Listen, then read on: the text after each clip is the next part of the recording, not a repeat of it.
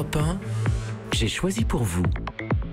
J'ai choisi pour vous ce matin un nouveau jeu télévisé qui fait sensation aux États-Unis. Son nom, Paid Off, ça veut dire littéralement c'est payé. Oui, mais quoi, vos futures vacances, une nouvelle voiture? Non, tout simplement votre dette étudiante, comme l'explique le présentateur et créateur du jeu, Michael Torpey. Ma femme et moi, nous avons lutté contre notre prêt étudiant et on a pu le rembourser parce que, sans blague, j'ai fait de la publicité pour des sous-vêtements.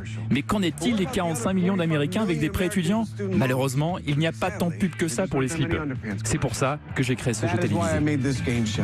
Et oui, parce qu'aux États-Unis, faire des études supérieures coûte une fortune, à tel point que les 3/4 des étudiants doivent souscrire à des prêts pour les financer. Entre 30 et 100 000 $, c'est le tarif pour un diplôme universitaire qu'ils mettront pour certains de très longues années à rembourser. La dette des étudiants aux États-Unis est estimée à plus de 1300 milliards d'euros. C'est l'équivalent de la richesse créée en un an en Espagne. C'est colossal et ça étrangle 45 millions d'Américains. 10% finissent même par se déclarer en faillite, d'où le ras-le-bol de cette candidate.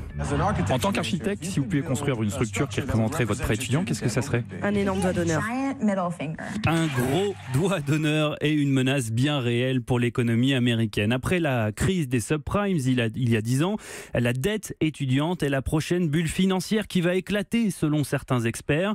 C'est pourquoi le sujet s'est retrouvé au cœur de la dernière campagne présidentielle américaine, surtout du côté démocrate.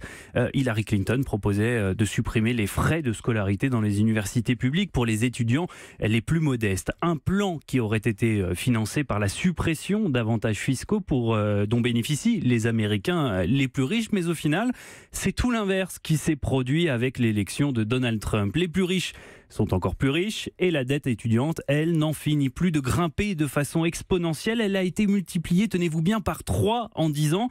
Non pas parce que plus d'Américains vont à l'université, non, mais bien parce que les frais d'inscription explosent, plus 42% depuis 2008. Le président américain n'y voit là aucun problème. La preuve, dans les années 2000, il avait créé sa propre université, la Trump University, qui dispensait des cours de négociation commerciale à des tarifs prohibitifs, à tel point que cette université, entre guillemets, a dû fermer après plusieurs plaintes en justice pour escroquerie.